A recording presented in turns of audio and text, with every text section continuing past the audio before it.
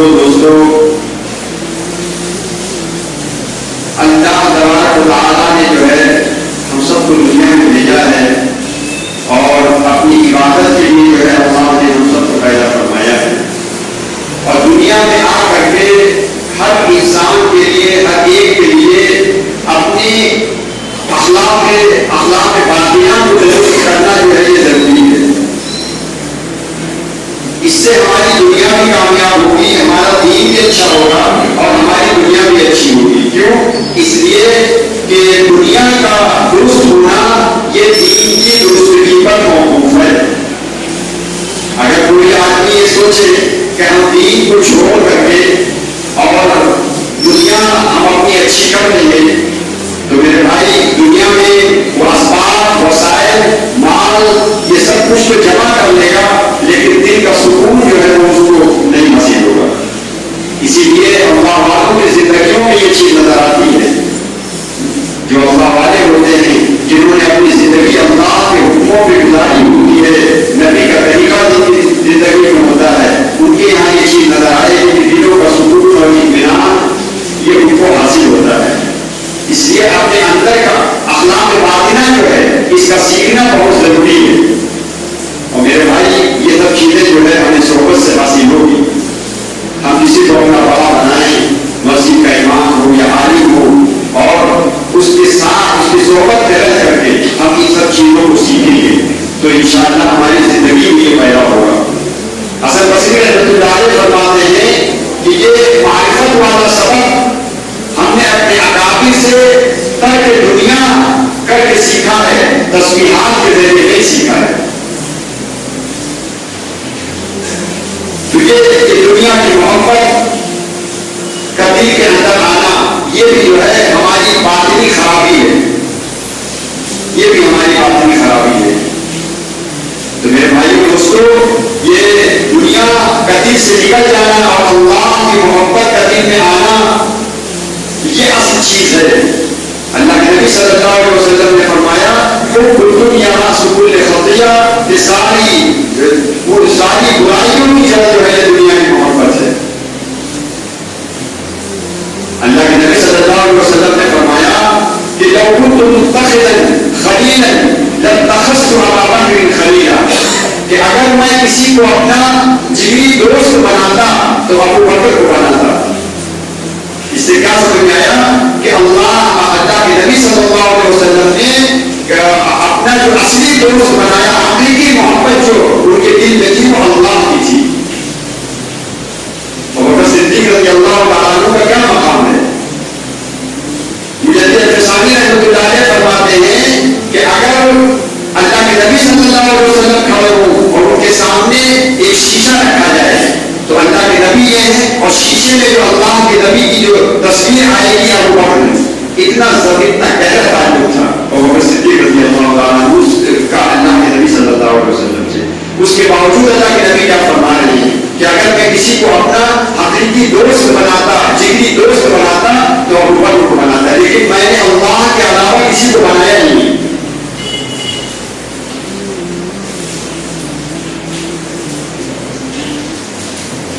مولانا رومی رحمۃ اللہ علیہ فرماتے ہیں کہ ہم خدا خواہی و ہم دنیا رو ای خیال استو محال استو جرو۔ کیا مطلب؟ مولانا رومی رحمۃ اللہ علیہ فرماتے ہیں کہ اگر کسی کے دل میں دنیا کی بھی محبت ہو، اللہ کی محبت ہو، اگر وہ یہ کہتا ہے تو یہ بہت محال چیز ہے، یہ تو پاگل پن ہے۔ ای خیال استو محال استو جرو، بڑی زبردست بات کہی جلال الدین رومی رحمۃ اللہ علیہ، فارسی کے بہت بڑے شاعر بھی ہے اور بہت اللہ والے تھے، بڑی اچھی بات کہی ہے۔ تو میرے بھائی اصل چیز یہ ہے کہ ہمارے دل سے دنیا کی محبت نکل جائے، اور جلال الدین رومی رحمۃ اللہ علیہ کا یہ انہوں نے مثال دی ہے کہ یہ دنیا کی مثال جو ہے یہ کشتی کے طریقے سے ہے کہ انسان جو ہے وہ کشتی ہے اور یہ پانی کے اندر جو کشتی چلتی ہے یہ دنیا ہے، کہ جب تک یہ دنیا جو ہے کشتی پانی کے اوپر ہے جب تک جو ہے یہ کشتی چلتی رہے گی، اور اگر یہ پانی جو ہے کشتی کے اندر آ جائے گا تو اس کے ڈوبنے کا سبب بن جائے گا۔ بہت اچھی اچھی مثال دی ہے. ان کا ایک شعر بھی ہے کہ اگر کشتی پانی کے اندر آ جائے, آپ اندر زیر کشتی پستی کہ جب تک کشتی جو ہے وہ پانی کے اوپر رہتا ہے تو اس کو پانی آگے چلاتا رہتا ہے, ڈھکیلتا رہتا ہے. آپ اندر کشتی ہلاکت کشتی ہے, اور اگر پانی کشتی کے اندر آ جائے تو اس کے ڈوبنے کا سبب بن جاتا ہے. تو میرے بھائی اصل چیز یہ ہے کہ دنیا کی جو ہے کشتی جو ہے پانی کے اندر رہے گی تو دنیا کی محبت ہمارے دل کے اندر نہیں آنی چاہیے. ہم دنیا میں رہیں, دنیا کی محبت ہمارے دل میں نہ آئے. اور جب تک یہ دنیا ہماری جیب میں ہے اس وقت تک یہ بہترین خادم ہے, اور اگر یہ ہمارے دل کے اندر آ جائے تو یہ جو ہے بدترین آقا ہے. اس لیے ہمارے دل کے اندر دنیا نہیں آنی چاہیے. ہم دنیا میں رہیں, دنیا کو بڑھتے, دنیا کو استعمال کریں, سب کچھ ہے, لیکن دنیا ہمارے دل میں نہ آئے تب معاملہ بنے گا. میرے بھائی یہ جو ہے یہ اللہ کے نبی صلی اللہ علیہ وسلم نے جو ہے صحابہ کی تربیت اسی انداز میں کی تھی کہ دنیا کی محبت کو نکال دیا تھا. اور آج ہمارا بھی اسی طریقے سے ہماری بھی تربیت ہوگی کہ ہم ماحول میں رہے, اپنے کسی بڑے کو اپنا جو ہے اپنا محسن سمجھیں اور اپنا مسلم سمجھیں اور اس کی صحبت میں رہ کر کے اس چیز کو سیکھیں.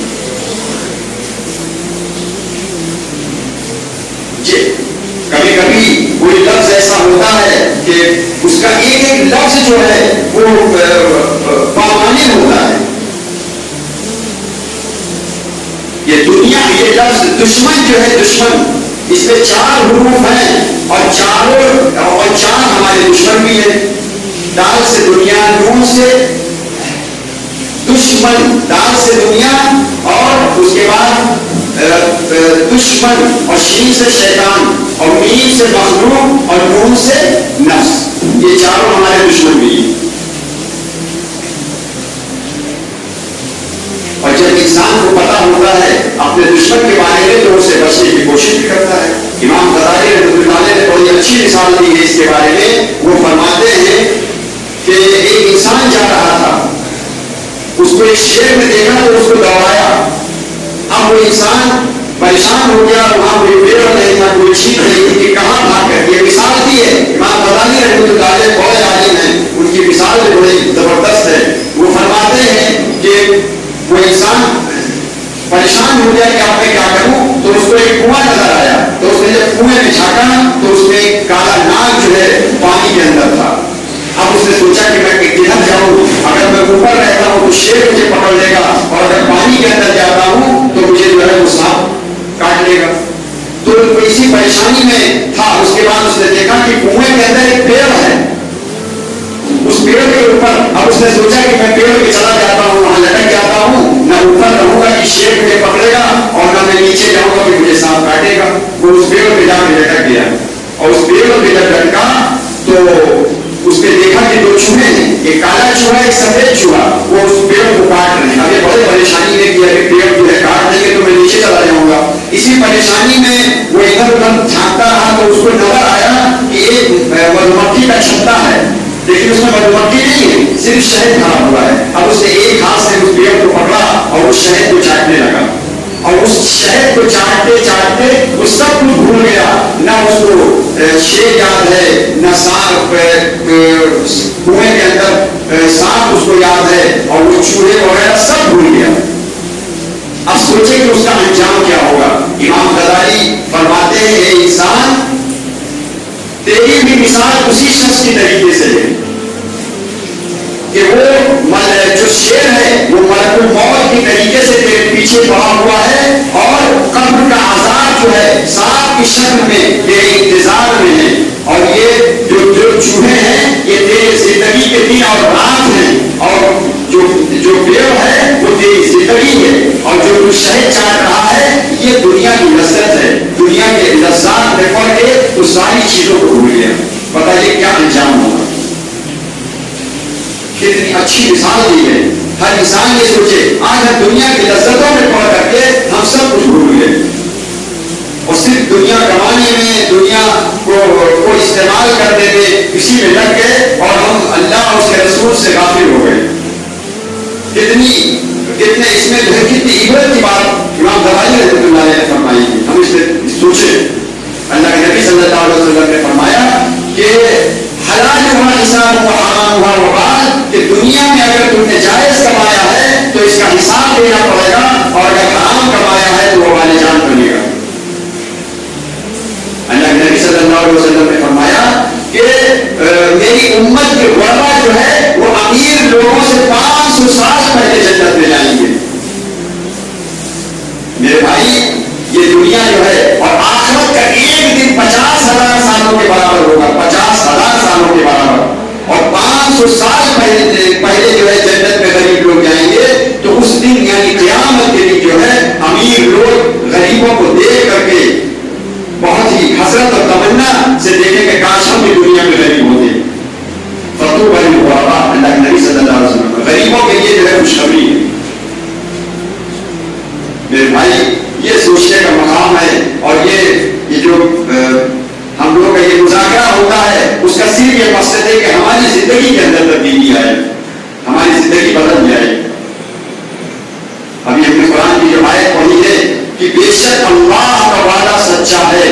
کیا وعدہ ہے؟ کہ تم کو مرنا ہے، مرنے کے بعد تو دوسری دنیا میں جانا ہے، اور تمہیں اللہ کے سامنے جو ہے اپنی پوری زندگی کا حساب اور کتاب دینا ہے. یہ وعدہ ہے.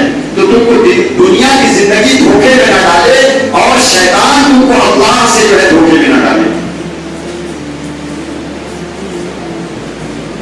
یہ اصل چیز ہے. اور یہ صحابہ کی زندگی میں ہمیں نظر آئے گا یہ ساری چیزیں کہ اللہ کے نبی نے کیسے تربیت صحابہ کی تھی. سلمان فارسی رضی اللہ تعالیٰ عنہ کا واقعہ ہے کہ ان کو جو ہے اللہ کے نبی صلی اللہ علیہ وسلم وہ مختلف لوگوں سے ملتے ہوئے اور مختلف لوگوں کی تربیت میں جاتے ہوئے پھر اللہ کے نبی آخر میں اللہ کے نبی صلی اللہ علیہ وسلم کی صحبت ان کو ملی تھی. اور اتنی محبت تھی اللہ کے نبی صلی اللہ علیہ وسلم سے ان کو کہ اللہ کے نبی صلی اللہ علیہ وسلم نے فرمایا سلمان من اہل البیت، کہ سلمان تو میرے اہل بیت میں سے. اور جب وہ مکے سے مدینے آئے تھے تو ابو دردہ رضی اللہ تعالیٰ عنہ اور سلمان فارسی کی مواخات اللہ کے نبی صلی اللہ علیہ وسلم نے فرمائی تھی.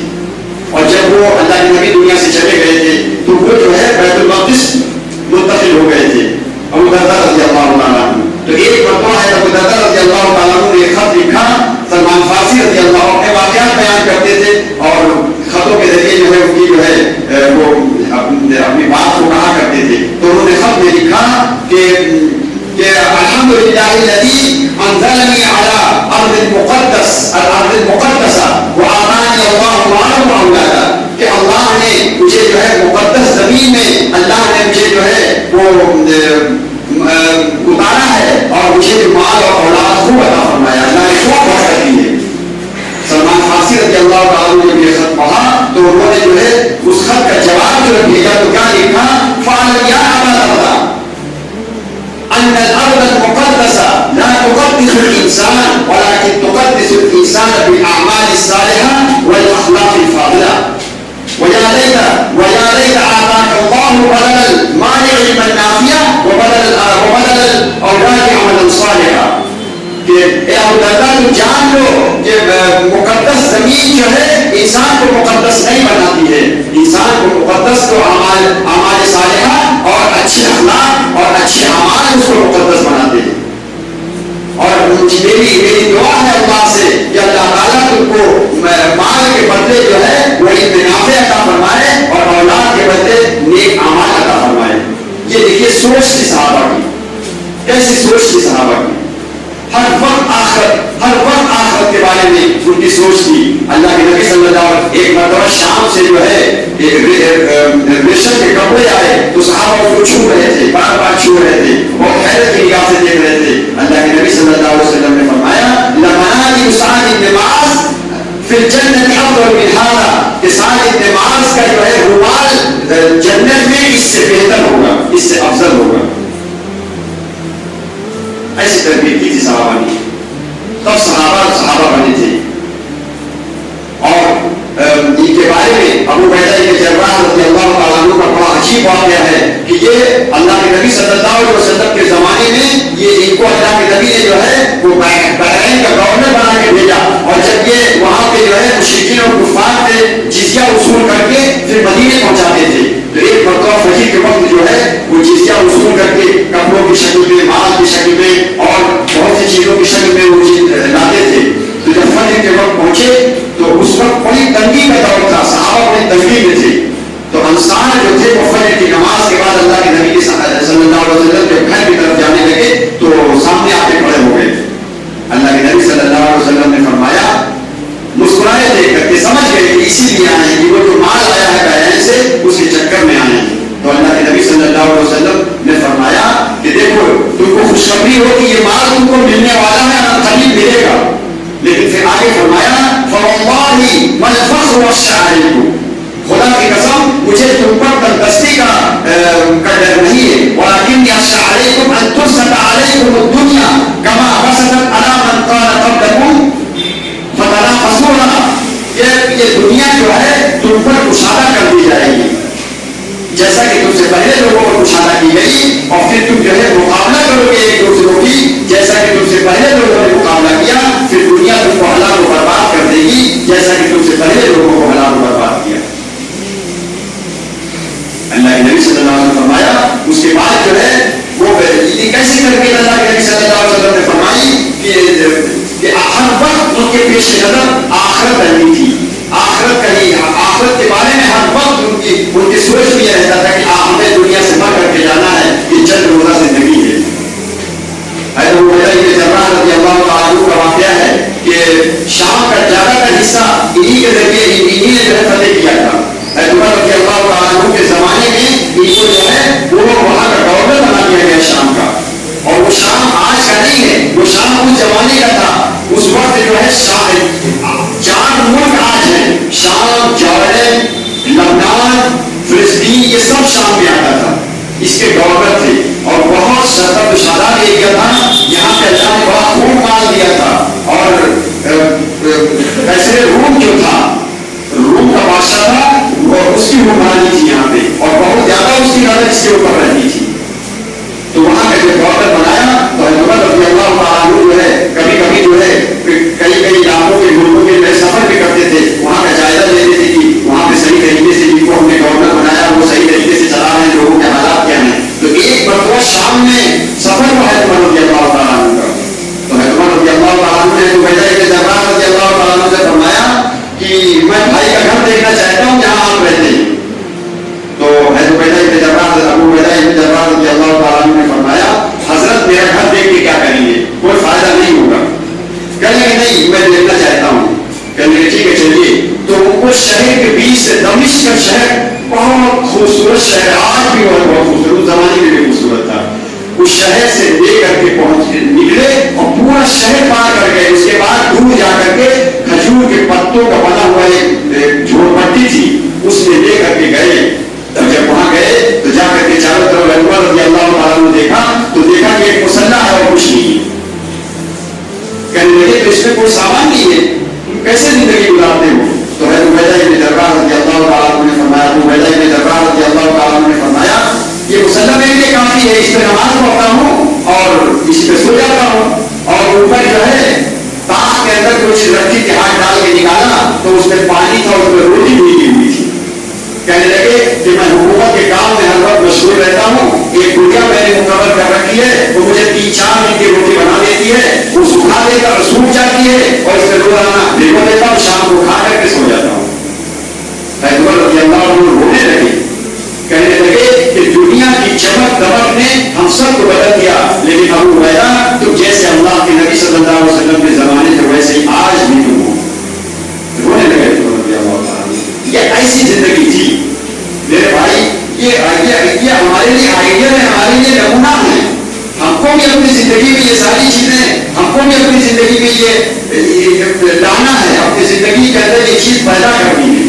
اب میرے بھائی اس کے لیے محنت یہ ہے کہ ہم ماحول میں آئیں، اپنے کسی بڑے کو جو ہے اپنا محسن سمجھیں، اس کی صحبت میں رہ کر کے سیکھیں، تب ہماری زندگی میں یہ چیز پیدا ہوگی اور پھر ہماری زندگی بدلے گی. کیونکہ یہ دین کا یہ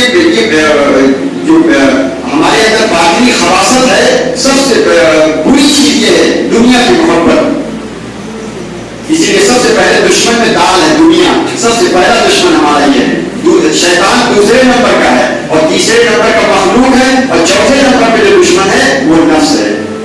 لیکن دشمن دنیا جو ہے سب سے بڑا دشمن ہے. دنیا کی محبت، دنیا سے مراد دنیا کی محبت ہے. جب بھی دنیا بولی جائے تو دنیا کی لذات ہے، دنیا کی ساری چیزیں جو ہے محبت اور اس سے مراد یہ ہے دنیا کی لذات سے مستفید ہونا، اس سے فائدہ اٹھانا، اسی میں رہ کر کے اپنی آخرت کو بھول جانا. تو میرے بھائی یہ اپنے اندر انشاءاللہ ہم پیدا کریں تو ہماری زندگی جو ہے بدلے گی اور